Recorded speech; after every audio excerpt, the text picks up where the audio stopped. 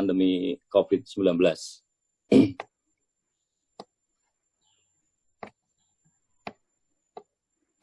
Ini saya nggak terlalu berpanjang lebar karena kami BUMN, jadi arah terhadap apa yang kami lakukan itu selalu merefer kepada pemerintah.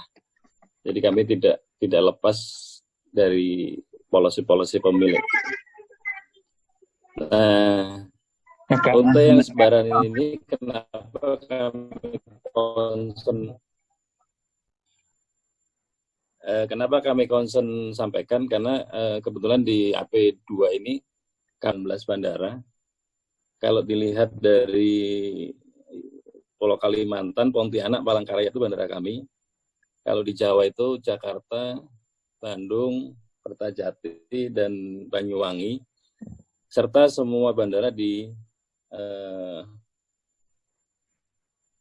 Sumatera.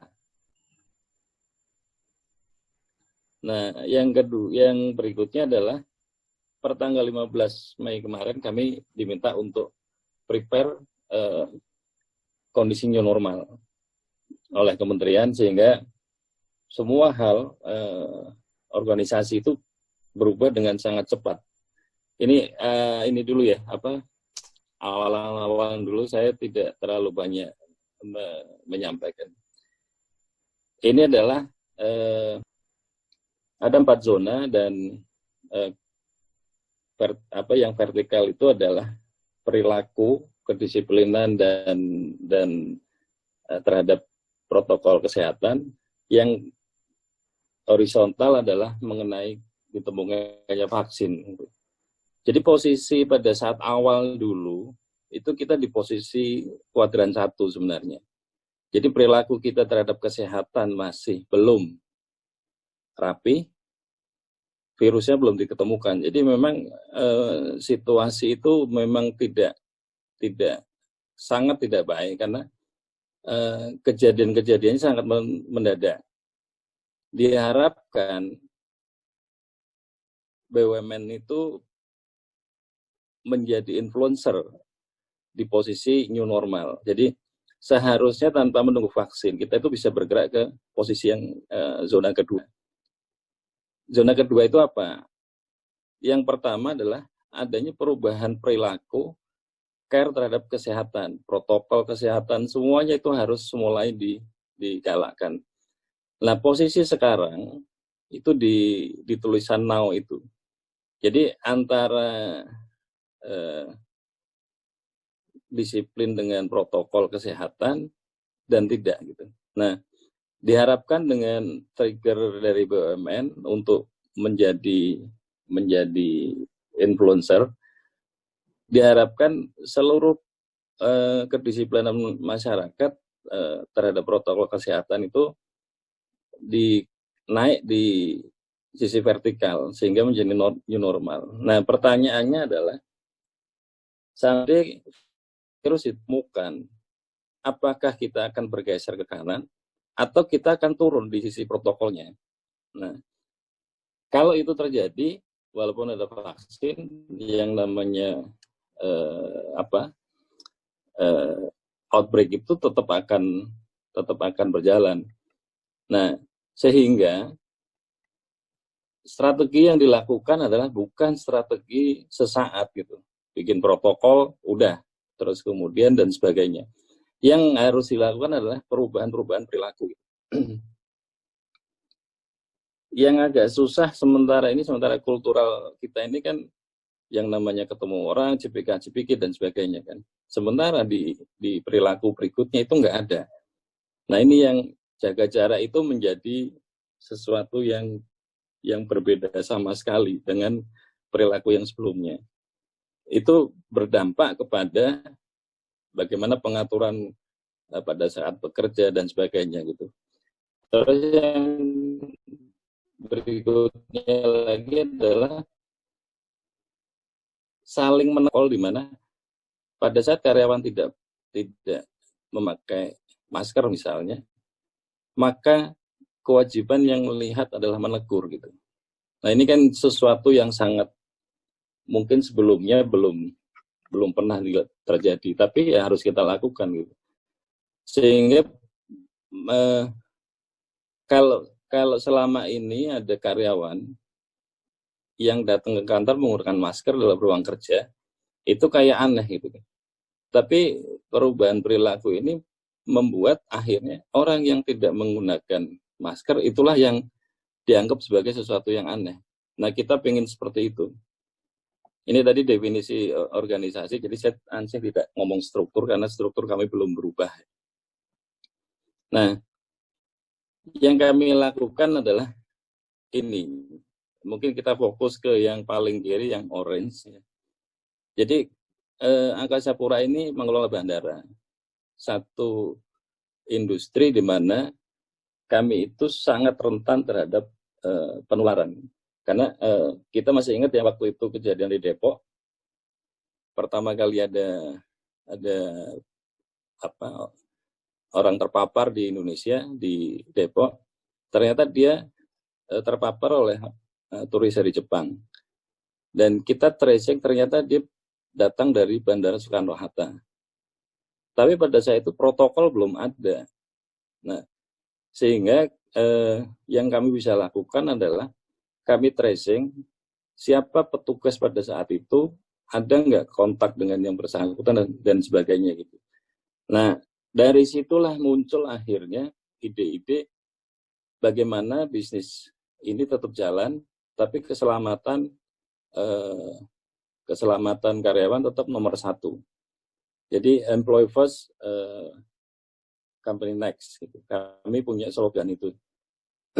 Satu lagi yang perlu disampaikan adalah selain kami adalah korporasi yang high risk, ternyata implikasi terhadap sisi bisnis kami itu juga terdampak luar biasa. Sehingga di fase sampai sekarang kami itu di tahap business survival. Nah, kita bagi menjadi 3, ada workforce protection, optimizing cash flow, dan securing PNL. Ini yang kami terus terang bagaimana kita harus protek karyawan, tetapi cash kami nggak ada. Misalnya begitu, sesuatu yang memang sangat sulit. Kejadian yang pertama sekali adalah begitu Wuhan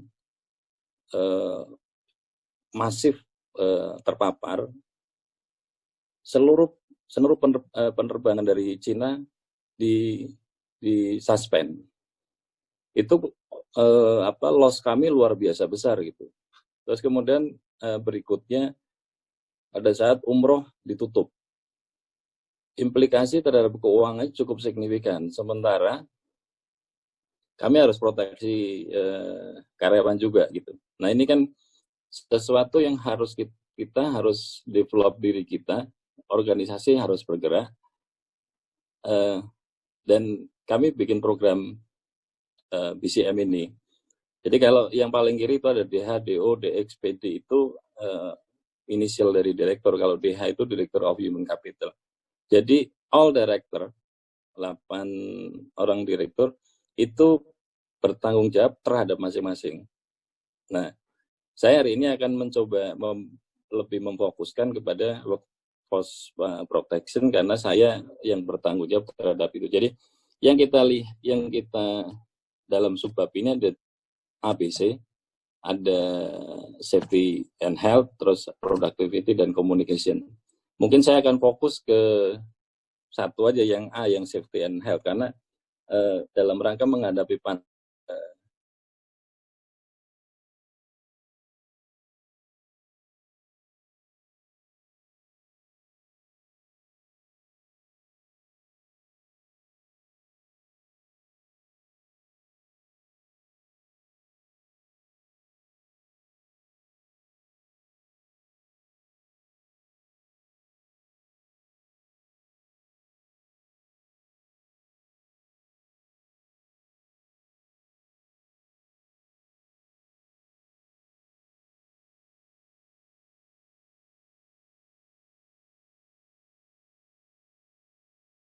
inovasi new business yang kami harus lakukan. Tapi saya akan fokus ke yang safety and health aja.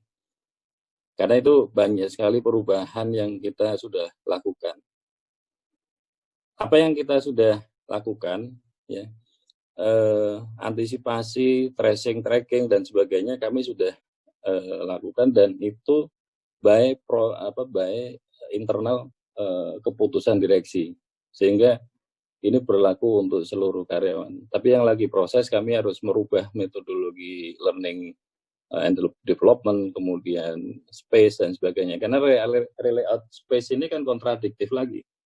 Kita akan menjaga jarak antar workstation, tapi kami lagi nggak ada ongkos untuk itu gitu. Itu juga harus pinter-pinter kita melakukan. Artinya mungkin space tidak berubah, tapi jumlah orang yang masuk harus dibatasi gitu. Itu seninya memang agak lumayan berat gitu. Sebagai informasi saja bahwa revenue kami itu drop dari 2019 itu lebih dari 90% dropnya. Itu yang agak berat gitu. Nah, ini adalah kami sudah mulai bulan Maret membuat protokol-protokol, karena kami menghadapi langsung kejadian-kejadian atau tamu-tamu yang ternyata sudah positif. Ini kayak sekarang repatriasi ini juga berat bagi kami juga, karena yang datang kadang-kadang diinfo dari negara yang mereka berangkat itu sudah ada yang positif. Ini saya nggak perlu detail Pak untuk protokol ini. Jadi di bulan Maret kami sudah mulai WFH-kan karyawan, tapi benar-benar tujuannya adalah untuk membantu mengurangi penyebaran COVID. Nah, kami juga ada tracking manajemen, jadi begitu ada yang terpapar dan sebagainya, kita akan ada proses lebih lanjut. Nanti di bawah saya akan sampaikan data.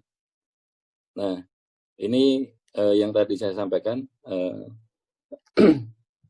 Jadi nanti ini yang perlu dilihat juga, bahwa di kami itu ada dua tipikal jenis pekerjaan. Yang satu di administratif, di office, yang satu memang lapangan.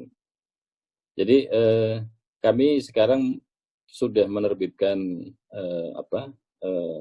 satu keputusan bahwa mulai nanti diberlakukan, dan mulai diberlakukan ini kami tergantung dari keputusan pemerintah, Satgas dan sebagainya. Kami sudah mencanangkan bahwa ternyata gedungnya kan masih utuh nih, tidak ada perubahan.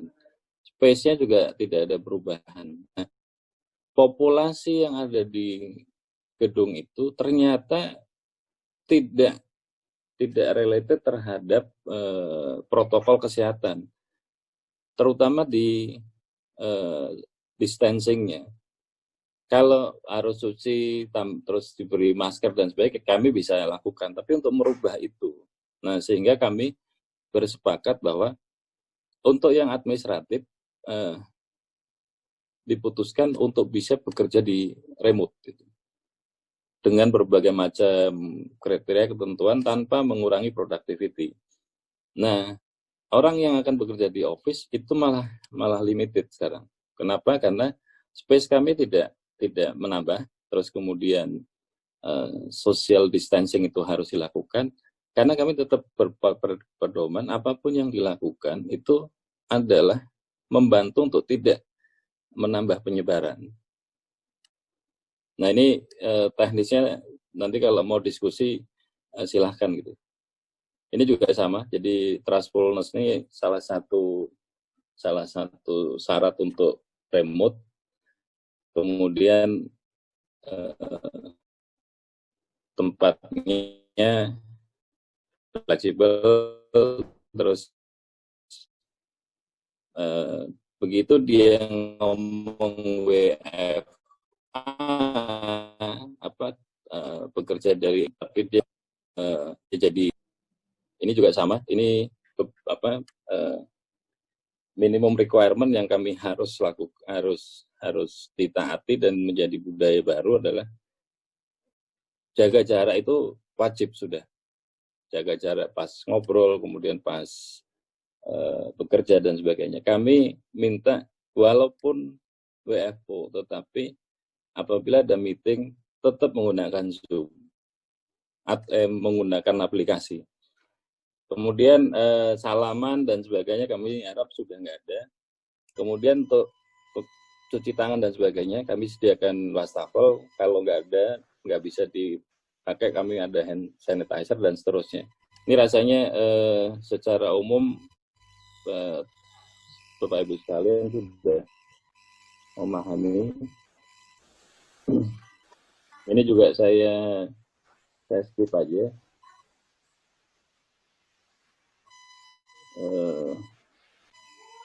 Ini juga teknis banget ya, apa yang terjadi. Nah, dengan adanya perubahan pola kerja, apakah tetap ada productivity? Nah, kami sudah siapkan satu sistem di mana daily task list itu wajib dimiliki oleh setiap karyawan. Siapa yang bertanggung jawab terhadap itu? Atasannya. Jadi walaupun dia di rumah, tapi atasannya akan selalu memberi kerjain A, B, C, sore hari akan direview dan seterusnya. Dan ini sudah by aplikasi kami. Jadi tidak ada alasan seseorang tidak bisa entry karena ini base-nya di handphone gitu. Nah, kemudian kami juga sudah melakukan untuk yang kebutuhan-kebutuhan internal tidak perlu tinta basah, cukup dengan aplikasi dan kemudian ada barcode dan sebagainya sehingga aktivitas ke kantor tuh diminimalkan. Hanya memang ada beberapa kendala seperti cek dan sebagainya masih belum bisa digital signature sehingga tetap harus dilakukan. Tapi kami upayakan tuh seminimal mungkin. Ini di internal, jadi rekrutmen kita tahun 2020 udah zero rekrutmen. Jadi kalau dihitung dari growth-nya, kita akan negatif growth karena ada yang pensiun dan sebagainya. Mutasi juga kami minimalkan. Atau malah justru dibalik. Pada saat ada seseorang bekerja di Suta, di Tangerang, ternyata rumahnya di Bekasi, maka untuk tidak bekerja antar provinsi, kami pindahkan ke tempat di mana dekat dengan rumahnya. Nah ini sesuatu yang baru dilakukan by system di sekarang. Kalau sekarang orang cenderung melihat aplikasi itu untuk presensi, artinya pagi absen, terus sore absen gitu. Tapi sekarang kami sudah membuat aplikasi di mana day to day mereka harus entry posisi kesehatan mereka. Kalau kita lihat yang paling kiri, pernah kontak dengan pasien COVID nggak? Kalau dia jawab ya, maka status di kesehatan dia itu langsung ODP. Nah, begitu ODP, maka kami dari Human itu koordinasi dengan dokter rumah sakit, dokter internal, minta dia langsung 14 hari di off-kan dan rapid test. Jadi sekarang setiap hari itu karyawan harus isi ini. Nah, ini budaya ini sudah sebulan lebih ya kami lakukan. Memang ada yang klaim obat di kami, tapi dia klaim dirinya sehat. Jadi membuat perubahan perilaku itu memang tidak mudah. Tapi alhamdulillah sih pelan-pelan karena mereka sudah sadar bahwa begitu mereka 38 derajat sekarang ini suhu tubuhnya, maka ada possibility dia tuh kena COVID. Nah itu yang harus sampaikan dan disosialisasikan tanpa henti gitu, supaya mereka sadar bahwa begitu 38 harus medical, harus dan sebagainya. Jadi jadi kami jam 9 bisa lihat tuh setiap 9 pagi dari 5.000 sekian karyawan, berapa yang sakit, sakitnya apa saja, terus perlu penanggulangan apa tidak. Ini perubahan ini tidak mudah, walaupun ada sistem aplikasi dan sebagainya. Nah, kami punya dashboard juga. Ini saya lupa nih tanggal berapa waktu saya bikin, posisinya seperti ini. Jadi pertama yang 54 orang di kolom kanan paling atas, 54 orang dalam keadaan sakit itu bukan karena COVID ya, tapi sakit karena itu tadi aplikasi. Nah, kami itu di yang sebelah kiri ada kasus COVID. Kami menangani karyawan organik 5.935. Tapi yang non organik kami itu ada lebih dari 10.000. Jadi itu juga kami handle. Kalau kita manual nggak akan bisa pernah bisa grab semuanya. Kami minta inisiatif dari mereka sehingga dapatlah ini. Jadi saya lupa, saya nggak cantumkan tanggalnya. Yang organik itu ada 9 yang positif, 3 masih stay dan 6 sudah sembuh. Keluarga dari mereka itu ada 3, 1 masih, 2 sembuh dan seterusnya. Nah, yang meninggal ini memang ini adalah satu perilaku yang menurut saya waktu itu belum rapih ya. Jadi kami tahu dia ada di rumah sakit karena komplikasi, karena punya darah tinggi, punya pneumonia dan sebagainya. Hari keempat di rumah sakit meninggal dan ternyata positif. Kita tidak boleh lengah seperti itu. Walaupun ini bukan karyawan kami, tapi karena dia bekerja di kami ikut take care. Pada saat hari meninggal, kami langsung minta, setelah pemakaman dan sebagainya, saya minta dokter datang ke rumahnya, cek istrinya. Istri dan anaknya semuanya positif. Tapi alhamdulillah sembuh udah. Nah, ini yang penting adalah dari sisi human capital yang selama ini tidak pernah care terhadap kesehatan karyawan berubah. Demikian juga sebaliknya. Karyawan yang selama ini begitu sakit terus ngirim surat izin selesai gitu. Nah, ini kami day to day sudah melakukan ini. Jadi ada yang ODP itu bisa kami yang perintahkan ODP, ada yang dengan kesadaran, Pak saya kemarin ketemu dengan Pak ini yang positif, saya ODP 14 hari, izin atasannya 14 hari off. Tapi selama 14 hari memang kami pantau dan rapid test nomor 1. Begitu rapid test reaktif, maka dia harus wajib swab. Begitu swab, tergantung dari, karena swab itu kan sudah di luar domain kami Pak, karena sudah masuk ke rumah sakit, rujukan, begitu dia positif pasti opnam dah. Nah, ini susahnya mengelola COVID ini. Maaf saya tidak declare orang-orangnya, kode-kodenya saya nggak perlu sampaikan ya. Jadi di setiap batang bar ini Pak, yang paling ujung itu warnanya hijau, itu sembuh dia. Jadi CGK 01 itu kuning itu PDP, kemudian orange itu di rapid test. Nah, di tes swab. Tes swab itu bisa ada yang 4 hari, ada yang 5 hari, dan seterusnya. Kemudian dia udah di tes swab positif nih. Kemudian dia selama beberapa hari dari 19 ke 40 itu dia baru tes swab 2 kali dan negatif. Itu baru dinyatakan sembuh. Jadi satu orang itu ada yang lebih dari 60 hari. Baru sembuh. Mohon izin, waktunya 5 menit lagi Pak. Boleh. Ya. Boleh. Silakan Pak lanjutkan.